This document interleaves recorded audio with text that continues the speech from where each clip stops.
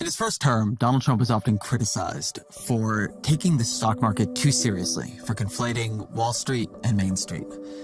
Say what you will about his second term, but I don't think you can make the same criticism. Another roller coaster day on Wall Street. Tied to growing fears of a recession. Markets endured their worst trading day of the year yesterday. Now, the problem is, Aaron, we don't know where the bottom is. Welcome to the world of recession preparation. Tell us everything's going to be okay. Can you do that? In the last week or two, we've begun hearing something pretty new out of the Trump administration, which is that they're prepared to push the economy into a period of pain, maybe even a period of recession, in order to achieve their economic goals. We may have short-term a little pain, and people understand that. There'll be a little disturbance, but we're okay with that. Are you expecting a recession this year? There is a period of transition because what we're doing is very big. And we've become addicted to this government spending, and there's going to be a detox period. So what is this period of economic detoxification meant to achieve? In our episode earlier in the week, we tried to understand, what are they trying to do?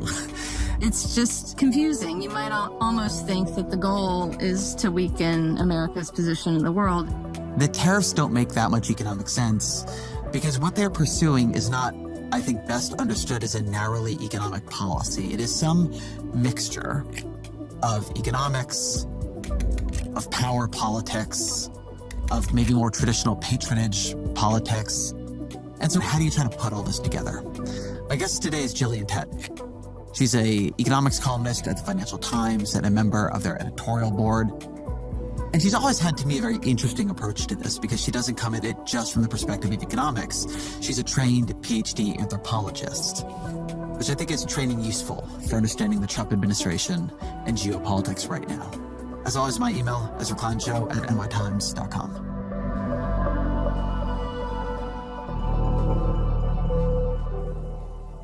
Gillian Tett, welcome to the show. Delighted to be with you. So I think it's good to start here. Give me the best account you can give of what Donald Trump's economics team thinks they are doing. What is the grand theory of the promised land on the other side of all of this turbulence, disturbance, possibly even recession, as Donald Trump just said, that they are risking? Well, if you ask the team what they're doing, they will often revert to the slogan of Make America Great Again. And that's not just a meme, it's also a guiding vision.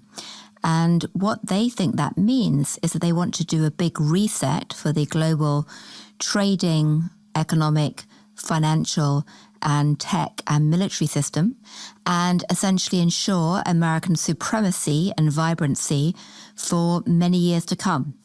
The strategy to get there is really all about trying to move from what might be called a neoliberal mindset to move instead to what could be called a mercantilist mindset or a hegemonic power mindset. And that really is their vision for where they're going. And it affects how they see both trade and financial flows and tech. What is a mercantilist hegemonic mindset? It's all about power. And everything you should do is start with the recognition of who has power and who doesn't have power. So for them, it's really first and foremost about using every possible tool they can to bolster American power. The goal is to make America great again. The strategy is to reset the global financial and trading system.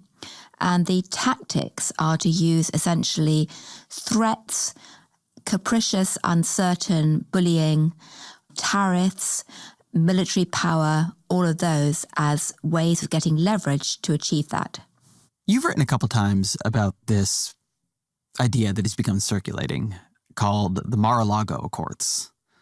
What is this Mar-a-Lago Accord?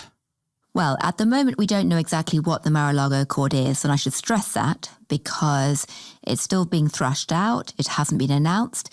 It's possible it may never be announced. But very broadly speaking, what they're seeking to do with the Mar-a-Lago Accord are two potentially quite contradictory things. On the one hand, they want to ensure that the dollar remains supreme as a global reserve currency and that the dollar-based financial system continues to dominate. And that's really important because when you look at what the source of American hegemonic power is today, It's not really manufacturing because that sits with China that's got a stranglehold in so many parts of the supply chain. It's actually the dollar-based financial system, which the American Federal Reserve and Treasury really does dominate. So they want to stay dominant in that field. But at the same time, they also think that the dollar is overvalued by virtue of the fact that it is the world's reserve currency, which means that people keep buying dollars, and so that pushes up the value. And that's made American manufacturing and industry less competitive and contributed to the hollowing out that they really don't like. So their vision for trying to reconcile the fact they want to keep the dollar dominant, but they also want to weaken its value, is this so-called Mar-a-Lago Accord, which would essentially entail a number of countries coming together to agree to weaken the dollar, and in exchange, America offering some form of tariff relief, some form of military protection, being allies, and potentially doing other things like maybe swapping long-term US debt for other forms of debt. It's extraordinarily bold. Who knows whether it will actually happen? Who knows whether America will actually be able to persuade or bully other countries to take part in this or not? So it's all very uncertain, but it certainly represents a very dramatic breakpoint from the type of intellectual consensus we've had driving policymaking in recent years. You've heard the term sane washing, right? The criticism that the New York Times gets that the way you report on things that Donald Trump says make them sound more sane than they really are. Sometimes as I've been hearing discussion of the Mar-a-Lago Accord emerge, I've been thinking about a sort of similar idea of theory washing, that there is an effort to take things that are gestural, instinctual, contradictory in Donald Trump, and then these people come up behind him and say, oh no, there was a theory to all this. I can't tell if the Mar-a-Lago Accord is a real thing that anybody around him is trying to do, or an effort by some people around him, and certainly some people on Wall Street who have briefs they want to send to clients to try to say, no, there is a plan here. Don't be fooled by the chaos of putting on these tariffs, taking them off, putting them on, taking them off, getting in fights with Europe. No, we're really creating an effort to rebuild the alliance system. And I guess maybe one reason I would say I'm very skeptical of it is something that you said at the end there. This would require a lot of multilateral cooperation with other countries inclined to work with us. They don't seem to me to be trying to cooperate with the other countries they would need to cooperate with to pull off a highly complex international financial reset. What's clear is that the overarching goal of making America great again and preeminent and dominant on the world stage has always been there, and that's not been invented recently. The strategy about a wider reset of the global financial and trading system has actually been bubbling as a set of intellectual debates for a long time, well before Donald Trump actually won the election. You can go back to almost a year ago and see Scott Bessent, the Treasury Secretary, giving speeches talking about a new Bretton Woods moment and a Bretton Woods realignment. You can look at the papers and the work that people like Stephen Moran have been doing, the chair of the Council of Economic Advisors, which again predated the election. So these ideas are not purely being slapped on post hoc. They have been there for quite a while. Does it add up to a consistent game plan? Categorically not, because right now, around Donald Trump, there are three potentially competing factions. Roughly speaking, the national populists, headed by Steve Bannon and others, Peter Navarro and all of that group. You have the techno-libertarians, epitomized by Elon Musk. And then you have parts of the congressional Republicans who are working with Trump, epitomized by Mike Johnson. Factions which are doing battle with each other, sometimes deliberately whipped up by Trump himself. And that creates a sense of chaos. You've also got the fact that I don't think Donald Trump himself understands the overarching vision that clearly much of the time. But at the same time, you can't lose sight of the fact that there are people who do want to re-engineer the global financial and economic system. And they do have quite a coherent plan in the sense that it does have a certain amount of internal logic.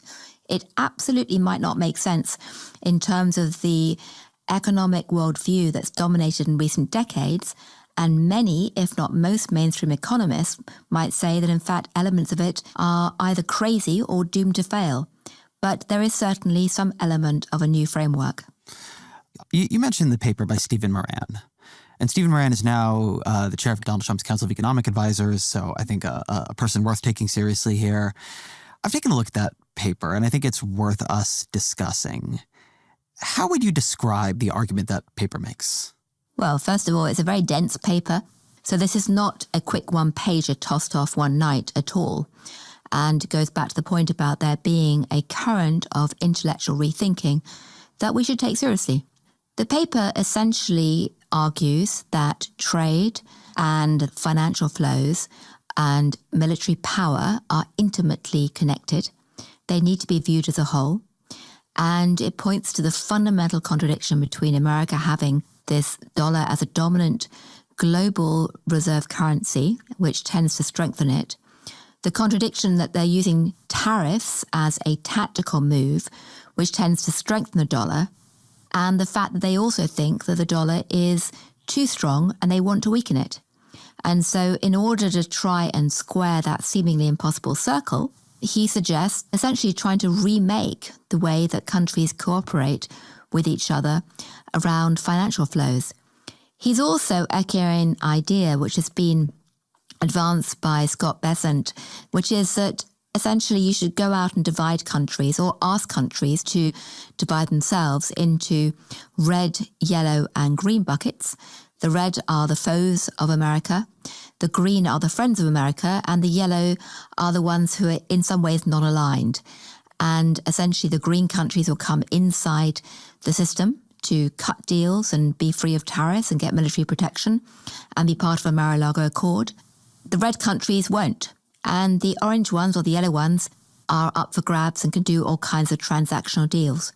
So it's a vision very much based on hegemonic power of a sort that, frankly, we last saw in the 1930s.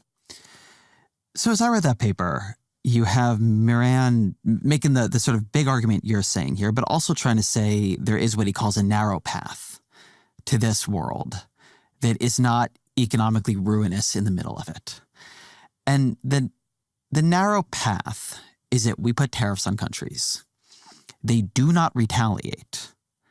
So then the currencies adjust in a way where the tariffed country ends up paying more because of what happened to their currency, and it doesn't really hurt us. And something, we get to the other side here.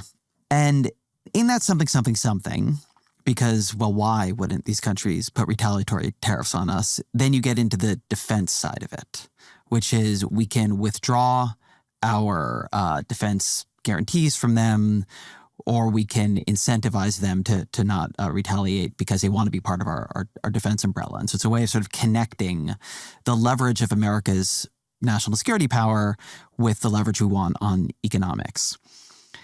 I think there's a lot that's strange about this. But I guess the first thing that's strange about it is that we're already seeing retaliatory tariffs. And he sort of suggests in there, you don't want to begin with your friends, you want to begin with your enemies. And we've begun with our friends. We've begun with Canada and Mexico. So to the extent that the only guy around Trump who has really tried to put down on paper what this whole play might look like, and even he said it was a very narrow path, I don't want to be too critical here, but it seems like a rough start. Well, it's a rough start in many ways. They would probably say it's a deliberately rough start. But to go back to Moran's paper, one of the most haunting parts of the paper, he says it is indeed a very narrow path to walk through this to get to the supposed nirvana on the other side. And, you know, he doesn't really address the question of what happens if they fail to go through that narrow path and simply blow up the economy and global financial system. But those risks are very apparent. And in terms of where they're going and implementing this vision, I can't stress strong enough, we just don't know right now. All we can do is watch what they're doing and recognize two potentially contradictory things. One is that it is chaotic because of these different factions. Much as some people around him might like to think they have a grandiose plan, actually implementing it is not grandiose or seamless whatsoever. Trump is not a McKinsey consultant with a spreadsheet and PowerPoint charts at all. A lot of it is done on the fly. But secondly, that there is an economic vision here which is radically different from what we're used to. But it's not the first time that we've had to face a big epistemological shift. If you think back over the last 200 years of economic history, before World War I, if you like, we had basically imperial economics. We then moved to the extreme protectionism between the two world wars. We then had the rise of Keynesianism, which took root. Then we had the rise of neoliberal economics. Now we're seeing something that in some ways is back to the future, going back to the type of mercantilism and hegemonic power structure. And we don't know where it's going to go next. The one thing I'll say is that as someone who trained as a cultural anthropologist, one thing you learn is that every single person assumes that the intellectual framework they grew up with and built their careers around is natural, normal, inevitable, and should be universal. That's just the nature of being human. And everybody is wrong. Ideas change over time. They go in fashions or cycles, however you want to frame it. And so I've seen it firsthand that intellectual frameworks can shift over time and collapse, and that we can't ever assume that the ideas we hold so dear because we grew up with them, because we're all creatures of our own intellectual environments, are going to be universal and permanent. Well, let me play with that for a minute and try to pit the cultural anthropologist side of you against the economic reporter side of you. Because I hear what you're saying, that we've all grown up in this Keynesian then neoliberal economic framework. There's now a challenger to that, and there's a tendency to understand that challenger as aberrant.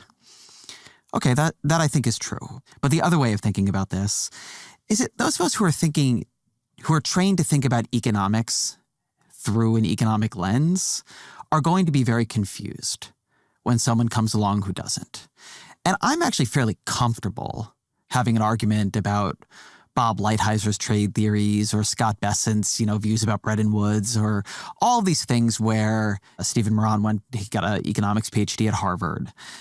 That we all know how to theorize. But I don't think Donald Trump does think about it like that. And I think he cares more about tribute than he cares about trade flows.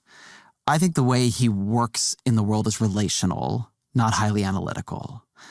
I think that if you look at how he treats different countries, he is interested in their affinity to him and what they will give him and the people around him, not a cold analysis of what is going to, in the long term, be strongest for the American industrial manufacturing base. And so I flip between these two interpretations of things, between, on the one hand, trying to squint and discern the outline of a new framework, and seeing a guy who I think just wants people to come and bring him presents and tell him he's great. And that Make America Great Again does not actually, in the end, have anything really to do with manufacturing bases, which I think is the output, in theory, of a lot of this, or the debt. Make America Great Again has to do with how people feel, how Donald Trump feels people are talking about him and the America he leads. And that, in the end, is going to decide what kinds of deals our allies, our adversaries get with us. And that is a cohesive framework. It's a framework that many clans have been run on, many countries have been run on. It's just not one that gets taught, in either the orthodox or heterodox side of an economics PhD program. Well, I think you raised a very interesting point there, because the neoliberal economic model was also fostered by extreme tunnel vision that basically just looked at numbers to describe the human experience, and essentially assumed that human beings were really just economic individuals, profit-seeking, maximizing individuals who were rational, operated consistently, independently from each other, and essentially assumed that the only things that mattered when you made economic models were the numbers, and that companies could be captured entirely by their balance sheets, tracking profit and loss, and that was all that mattered. And anthropologists have been howling for decades, saying that actually economics, to quote Karl Polanyi, one of the great thinkers of the 20th century, economics is embedded in social relationships. And you can't just look at economics in terms of numbers. You have to realize a whole concept of power and social fabric and cultural fabric as well to understand what drives human beings. And Pierre Bourdieu, the French intellectual, put out the idea that actually what defines power structures is not just controlling the economic capital, i.e. money, but also political capital, social capital, and cultural capital. And one way to make sense of Donald Trump is that he does indeed want to control not just money, but the political, cultural, and social capital as well.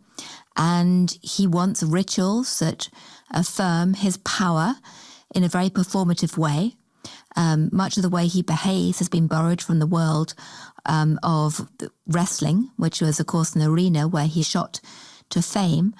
And many of the cultural patterns, even down to the name-calling and the manufactured fake fighting, has been taken into the way he conducts politics.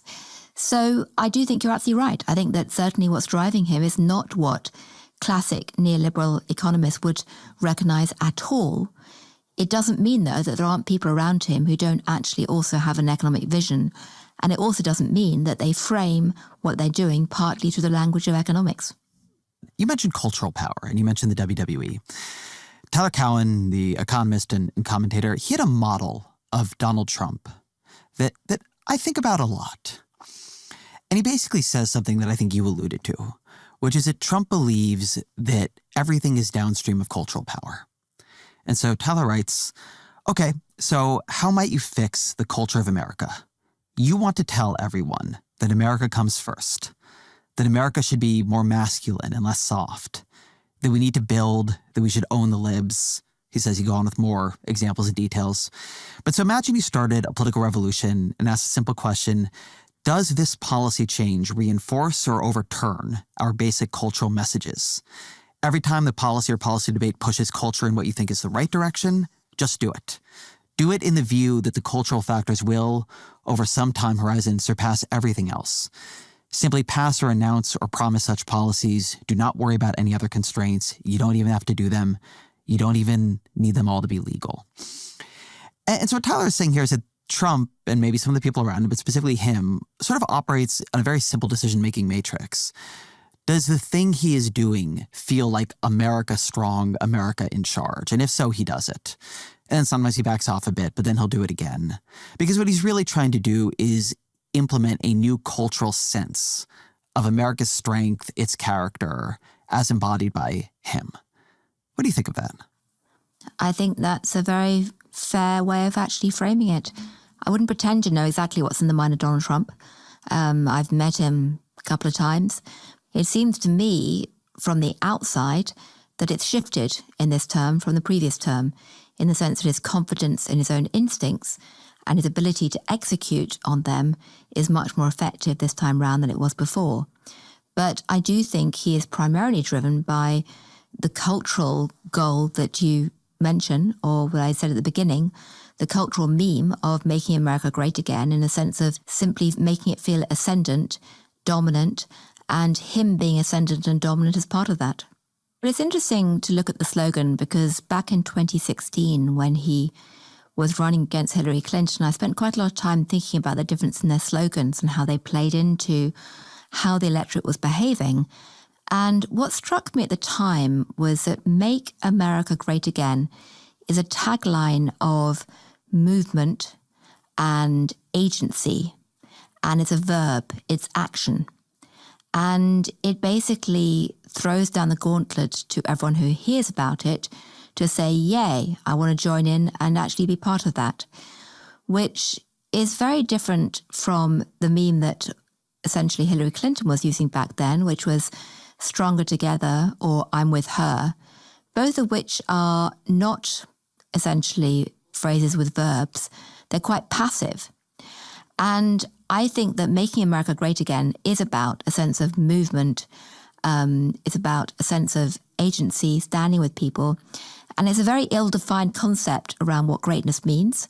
It can be determined simply in terms of economic might and numbers and keeping the dollar strong and building the American industrial base. It can also be determined, obviously, or defined in terms of military power, or you can have a moral component to it. For many, many years, people outside America assumed that America's greatness was partly about moral values, which were collectivist, collaborative, and the city on the shining hill, all of that, democracy. But the vision that Donald Trump has been unleashing does not appear to be seen in that definition of greatness at all. What do you make of this tension between the broad-based tariffs that Trump ran on in the campaign, 10 or 20% on all imported goods, maybe 60% on China, and what we've actually seen, which is this episodic, now they're on, now they're off, now they're delayed, now there's an exemption, now the exemption is off, now the exemption is back on, world in which the tariffs are they're shimmering, and everybody understands that they're there to be negotiated over. In the first, you have the problem of there's more economic friction, but at least then all these corporations you want to have making long-term decisions to relocate factories in America, maybe they are, right? Because they're thinking about this as a permanent thing. In the second, you're able to negotiate more concessions, but there's too much uncertainty for anybody to be making these sorts of long-term investment decisions that your view of insourcing and your view of rebuilding the industrial base rely on. He sort of ran on the steady state tariffs. We seem to be in the world of inconsistent tariffs. How do you make sense of it? Well, there's two ways to explain what's going on.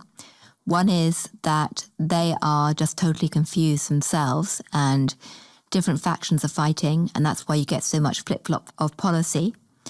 The other way is that this is a deliberate strategy to destabilize opponents and give the US more leverage, because your opponents will never know what's coming next. They'll be terrified and they'll be essentially scared into doing whatever you want. I suspect, like most things, the truth lies somewhere in between. But what is the big gamble they're taking is that using these tactics to get to their strategy of reorganizing the financial system and trading system and the overarching goal of making America great again, using these tactics maybe will terrify everyone else into submission, but it's just as likely to both terrify everyone else into finding alternatives and hedging their bets, and or becoming so discombobulated, if you're a business, that you'll use a classic English word, that you can't actually plan for anything and the economy freezes up. And what's very striking is that in the early weeks of Trump's victory, there was this sense that animal spirits were being unleashed left, right, and centre. I can see that those are going to be quickly crushed if this uncertainty continues to weigh heavily on everybody. In the first term, I think Donald Trump tended to take a lot of input from the stock market, took a lot of input from markets in general, and the sense that the economic numbers were coming back good every day, every week, every month was important to him in the way he defined what made that first term successful. Right now, they're doing a lot of things that are roiling stock markets that have led to rising inflation expectations, that have led to a number of different banks increasing their probability of a recession, that have led to a drop in consumer sentiment and confidence. And I thought this would push them back a little bit. And I think initially it did. The tariffs got delayed. More recently, I've started hearing them say, well, we might just need to go through a period of pain. I've heard similar things from other economic policymakers around him. I've seen people argue that the economic policy makers around him think, listen, you might need to give the economy some tough medicine for a period of time in order to have the boom you want later. And so if we're going to do that, best do it now when we're far from the election, as opposed to later when we're closer to an election. How do you see it? Well, I think you put your finger on what is potentially one of the most interesting questions of all right now. And if you're going to translate that into investment language, essentially there has been an assumption until very recently that there was something of a Trump put in the stock market. And by that I mean that if stocks began to fall to a certain level, essentially Trump would change course and unveil policy measures to push them back up again. And we've had this put concept dominate in recent years. What's happening now is that the concept of a Trump put is beginning to implode because it's clear that stocks markets are falling. And the fact that the Trump administration is essentially sitting on their hands can be interpreted as one or two things. One way to interpret it is that they're just trying to make the best of things and pretend they always planned to do this when they didn't, and have a nice line to tell voters this is part of a kind of detox regime, and that if their policies go wrong, then the pain was always part of the plan. The other way to look at it is to argue, well, actually, they did always recognize that their policies were going to be so dramatically disruptive and wrenching that they would create some kind of reaction in the markets, and they're trying to get everyone to recognize that that's simply inevitable.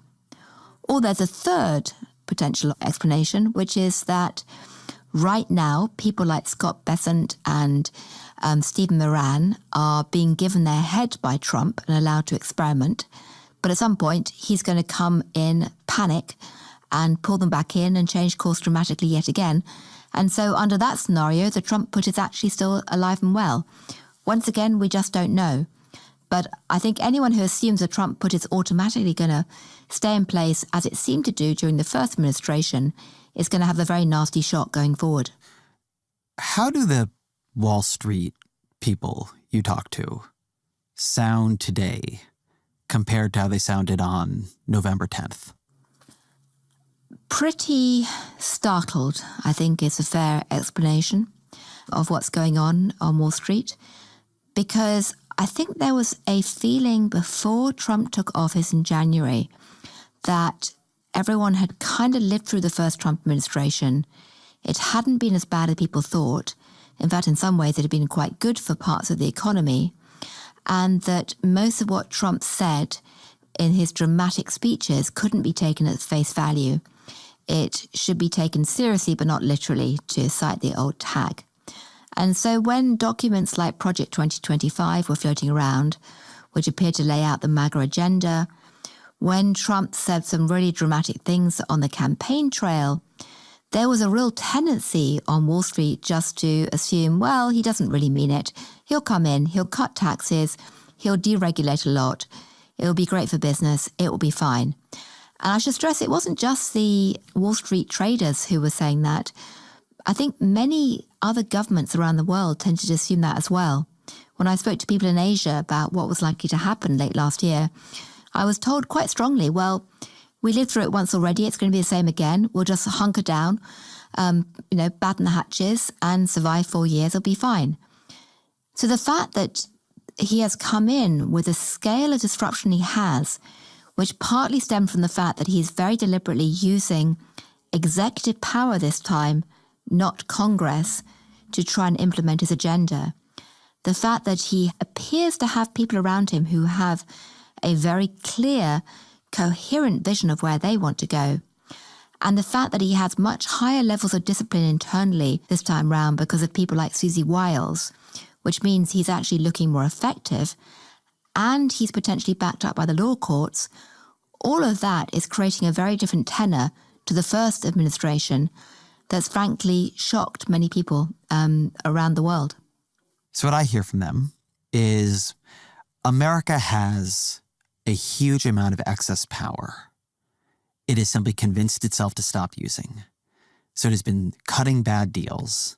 It has been weaker than it needs to be. And then I look at what we are actually doing and what's happening, and I'll give just one example. There is good modeling that the trade war we are starting with Canada will hurt Canada much more than it will hurt us. They are more dependent on us than we are on them. They are smaller than we are. So in a very rational agent model, you might say Canada's just going to, take it. But of course they didn't. Canadians have pride. They have their own sense of national identity. And Trump has saved the Liberals in Canada. They were about to get destroyed by a somewhat Trump-like figure in Canada. People were tired of Justin Trudeau. He's been very unpopular. He's been pushed to step aside. And the expectation was that Canadian Conservatives were going to absolutely dominate. Now, that election hasn't happened yet, but Mark Carney was just elected to be leader of the Liberals. And we have seen, since Trump has begun attacking Canada, threatening and then putting down these tariffs on Canada, since Trudeau has reemerged as an antagonist of Trump and a defender of Canadian pride, now the Liberals have made a huge comeback in the Canadian polls. They have an expectation, I think, that other countries will accept this. But what if they are wrong? The point I'd make is that anyone who wants to understand this or understand what could happen next should watch the movie Love Actually and the wonderful scene where Billy Bob Thornton, who's playing the US president, comes in and tries to bully Hugh Grant, the British Prime Minister, and the British unexpectedly fight back. Now, I'm not saying that's going to be a parallel exactly for what's going to happen in Britain or anywhere else, but the law of unintended consequences right now is enormous. So to cite a financial example of this, the sheer fact that America has been imposing sanctions on countries which try to seek alternatives to the dollar is also just as likely to make everyone furtively and secretly try to imagine alternatives and try to hedge their bets. When I was in Asia recently, almost every single fund manager I spoke to is busy very quietly looking at ways of diversifying away from US treasuries, even as they continue to buy them. So there's a tremendous sense of fragility here, which is very ironic given that they're all about strength.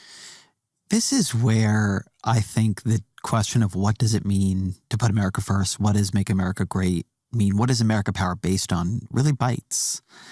Because it's just not the case that the entire Washington consensus before them that ranged from George W. Bush, who, of course, Billy Bob Thornton was based on in Love Actually, to Bill Clinton, to Barack Obama, they were all interested in American preeminence.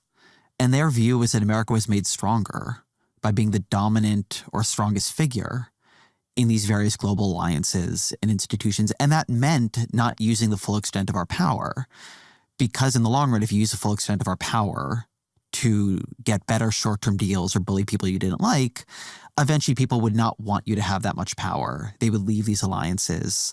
They would look for alternatives to balance you out. I mean, it's a very realist way of thinking about foreign policy. And so I guess the question this goes to is when they think about what it means to make America great, do they underestimate forms of power that come through alliance and cooperation and systems, forms of power that don't necessarily look like power, they look like restraint, but they are restraint in service of maintaining a system that other people want to be in and that we are the dominant player in? Well, it really boils down to the question of whether you think you need to use sticks or carrots. And they don't appear to believe in carrots at the moment. And using just sticks has limits. You could look at the fact that actually, in spite of the fact that America appears to be trying to dampen down global trade by imposing all these tariffs, trade is actually continuing to rise across the world as a whole quite rapidly because other countries are trading more with each other. You could also look at the fact that America has spent the last few years trying to kill the Chinese semiconductor industry by refusing to sell all kinds of sensitive technology. And what that has done is essentially encouraged China to become even more self-sufficient, even faster in response. And so now, in a sense, America's almost losing some of its leverage precisely because it uses sticks so aggressively. So that's one of the big dangers. And I don't think they fully recognize that. When you sit with people like Pete Navarro, do they talk about balancing this at all, or do they just see an unending history of America being ripped off? I think that they would say, yes, America has risen on the back of some elements of international cooperation for sure, but that what they would regard as a rip-off element has been ignored for a very long time, and that you have to implement countervailing countermeasures in a draconian way to try and rebalance it. People like Bob Lighthizer or Peter Navarro or others were under such strong intellectual attack for so long by the neoliberals, and their views were so unfashionable that they became used to the idea that they had to fight extremely hard and shout extremely loud to even begin to enter the conversation. And what is interesting now is that in some ways, the argument has been moving towards their positions even before Trump came into the White House. So frankly, they don't need to shout as loudly as they used to. But I think there is still this rather embattled siege mentality operating amongst many of the Trumpians to prove that the points they were making for many, many years are relevant and valid, and to disprove their critics. And when you have done reporting on how other countries, and particularly small and medium-sized countries that don't have the weight of a China, are then thinking about how to act in this era, what have you found? Well, I interviewed the Prime Minister of Vietnam a few weeks ago at Davos, the World Economic Forum. And, he is busy, like most small countries, frantically trying to work out what he can do to appease the new emperor in town. The best way to understand the way that Donald Trump exercises power is to imagine the court of Louis XIV in Versailles in Paris or King Henry VIII in London. It's all about competing courtiers and, as you said earlier, about bringing tributes to try and appease the king. So the Vietnamese government's been looking for ways to appease the emperor by offering to buy lots more aeroplanes. They're talking about 50 or 100 more aeroplanes. There's gossip that they'll let Trump build a casino in Vietnam, all these other things that they can do. And yet, at the same time, they're also stressing that they're not going to abandon their relationship with China. They're trying to play it both ways and essentially hedging their bets quietly out of the limelight. So I think that's a pattern of most small countries right now. And China has been pretty steadfast in saying that they are willing to have any kind of war the U.S. would like to have. Their spokesperson sent out a message on X that was very escalatory in this perspective. And when I read it, I wondered if they didn't see this as signaling to the rest of the world too, that if you need some umbrella, if you want someone to hide behind who will stand up to the U.S., you can work with us. I was curious how you read that. Well, I think that China, like America, now is all about transactional deals, not ideology, and that they think that to cut transactional deals effectively, you have to be strong. And yes, as part of that transactional deal making and to bolster their own power, they probably would like to gather together other countries under their wing. And yes, we probably will see escalation. The framework that I use when I look at that is a framework developed by Ray Dalio at Bridgewater, which says there are not just one way to have wars. You can have trade wars, you can have tech wars, you can have cyber wars, you can have capital wars, i.e. the movement of money, and then you can have shooting wars. So we already have trade wars and tech wars and cyber wars. We're starting to tiptoe around the edge of capital wars. I hope to heavens we don't get anywhere near a shooting war. But right now, certainly the conflicts and the sense of tension is escalating, and that's pretty alarming all round. When you look at Donald Trump in this, and you think about the way that other countries begun to perceive him, you've talked about performative tribute as a way of thinking about what, say, the leader of Vietnam is attempting there. I sort of see that as cohesive all the way down. He would love to have leverage over people like Eric Adams. He wants tribute from people in American politics. He responds very simply to praise and responds very simply to attack.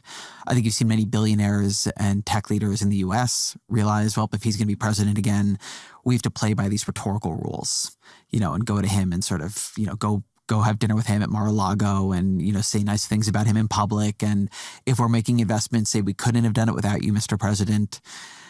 What does it mean to have so many players domestically, internationally, performing tribute?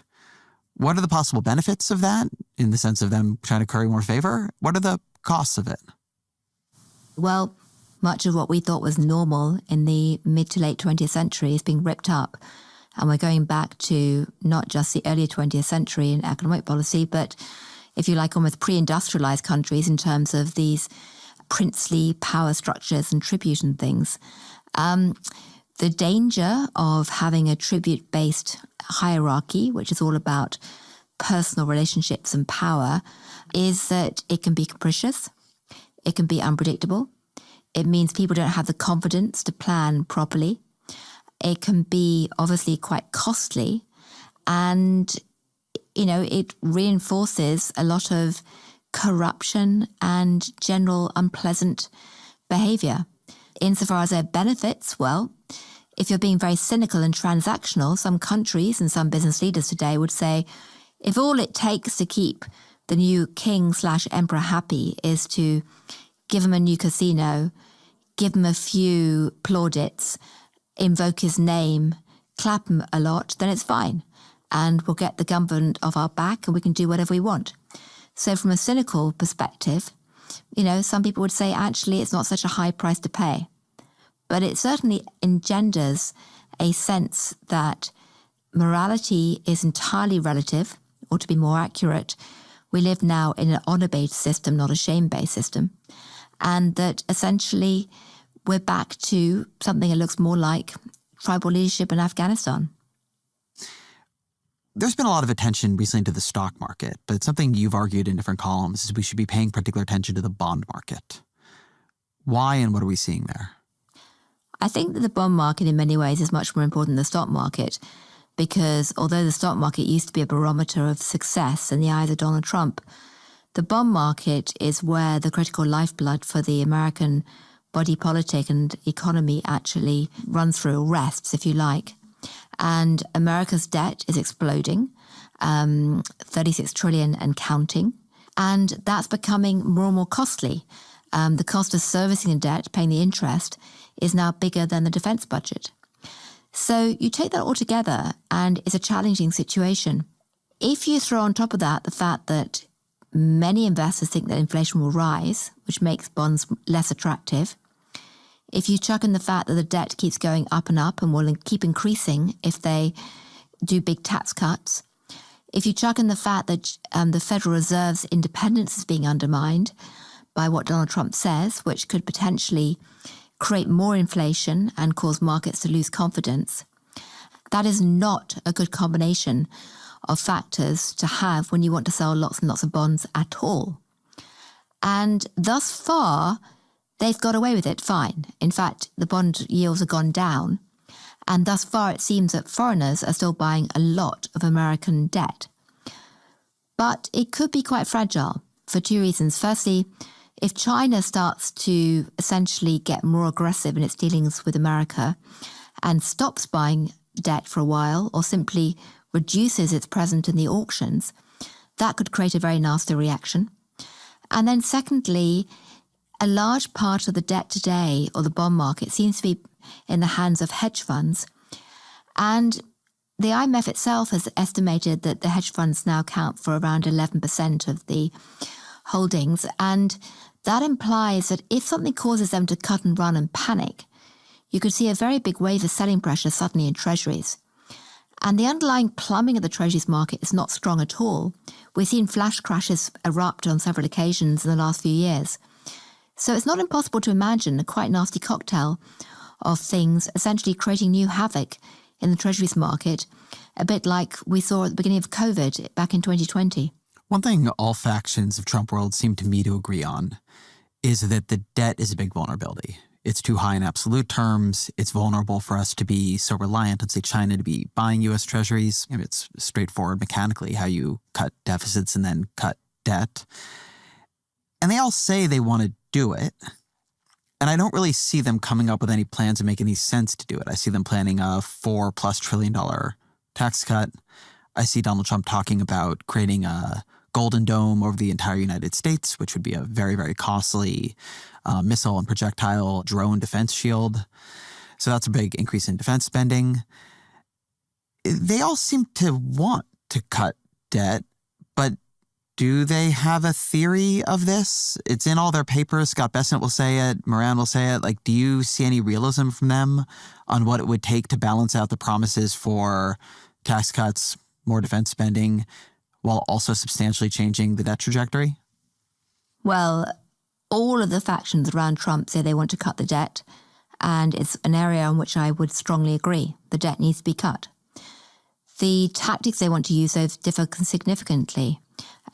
Somebody like Stephen Bannon, who, has been looking at the financial markets for years, has said in public that he's very alarmed about the debt trajectory and assumes that it's going to have to force them to raise taxes on the rich eventually. And cut defense spending, according to Bannon.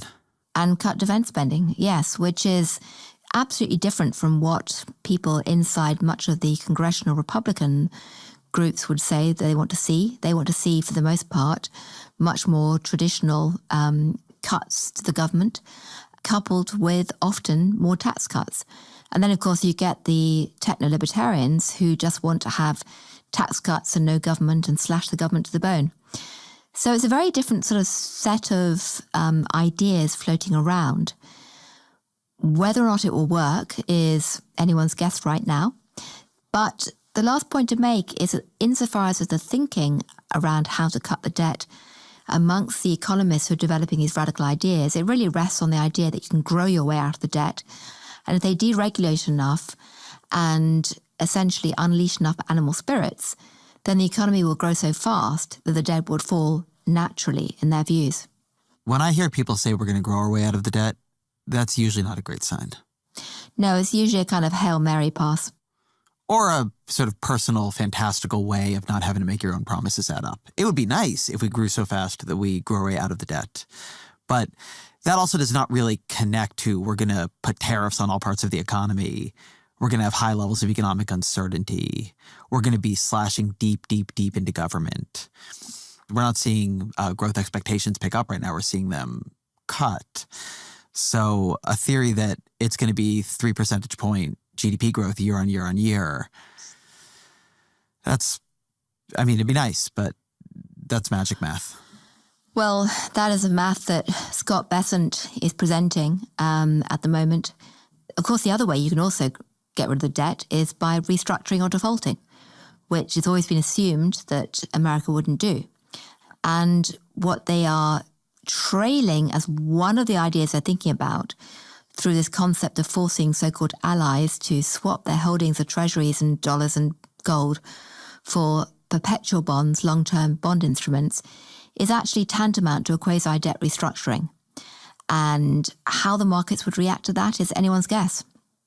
Try to play that out for me. So we're talking about a world here where the United States goes to China, it goes to hedge funds, it goes to allies, anybody who buys U.S. treasuries and says, if you don't start buying longer duration and rolling over into longer duration treasuries, we are going to put tariffs on you, or we won't include you in our defense umbrella, something like that?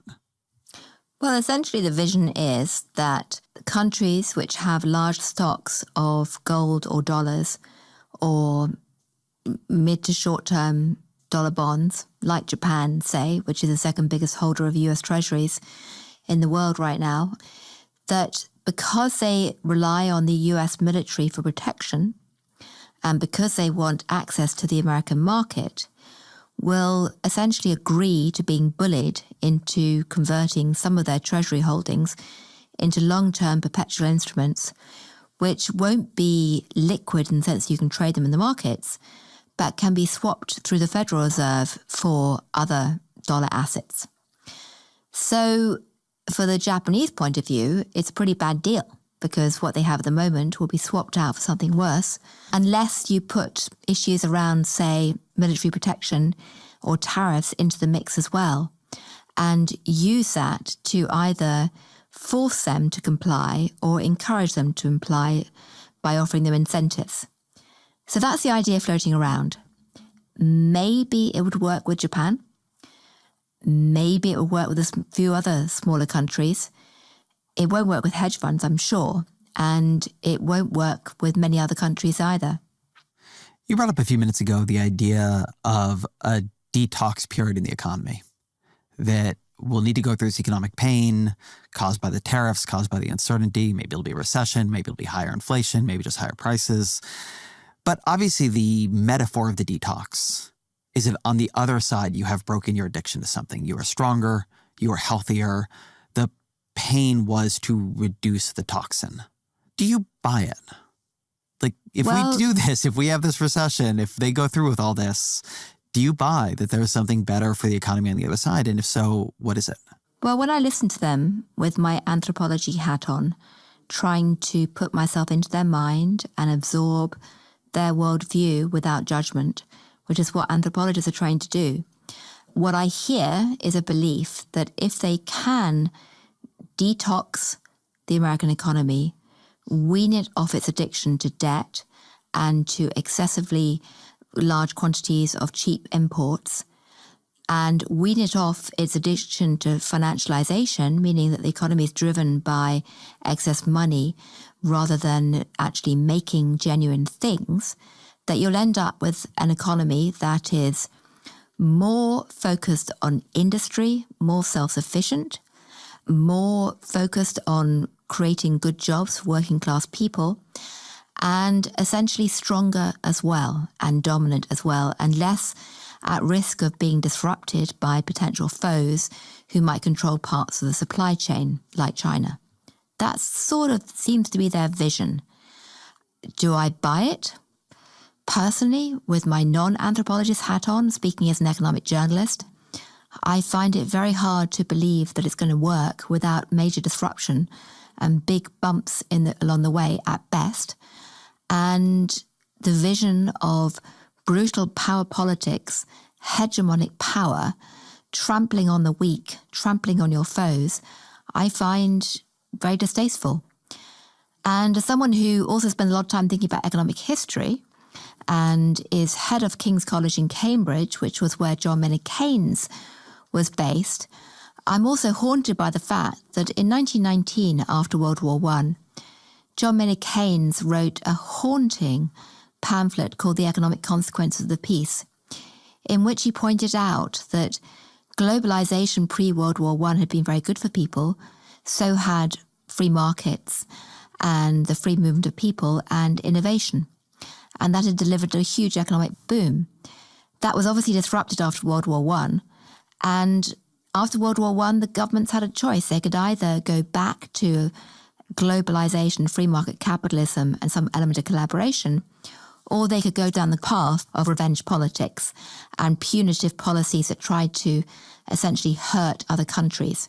He begged them, John Maynard Keynes, to go down the first path and warned that if they went down the second, you would simply stoke up more hatred and lead to World War II.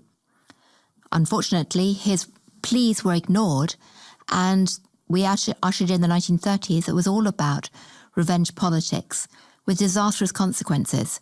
And so when I look at the revenge politics and the punitive measures and the beggar thy neighbor approaches being endorsed by the Trump regime, I think we're back to the beginning of the 1930s, and it terrifies me. I think that's a good place to end. So what's our final question? What are 3 books you'd recommend to the audience? Well, I'm going to recommend books that I think are outside the mainstream because I think it's worth looking at history and anthropology right now. So the first one I'd recommend is Albert Hirschman's National Power and the Structure of Foreign Trade from 1945, which is something that's gone completely out of fashion in recent years, but shed a lot of light on where we are today.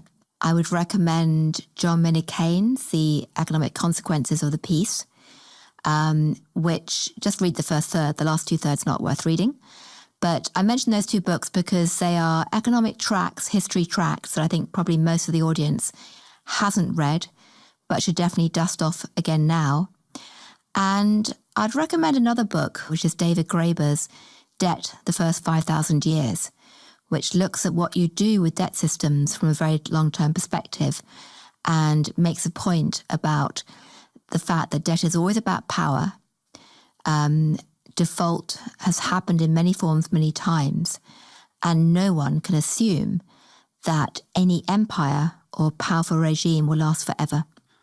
So I'm also going to do something unusual here and ask you for a book recommendation. As somebody who has merged economics and anthropology, if you want to understand patronage-based systems, tribute-based systems, this kind of performative tribute you're talking about,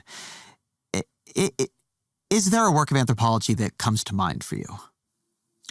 If you want to get a very quick take on what anthropology is, there's a book by Matthew Engelke called Think Like an Anthropologist that summarizes some of the key ideas in anthropology. And there's a wonderful section in there about different power structures and the concept of honor and shame and how that can play out in different cultures. It's very relevant to today. Gillian Tett, thank you very much. Thank you very much indeed. And it's always a great pleasure both reading you and listening to you. That's very kind.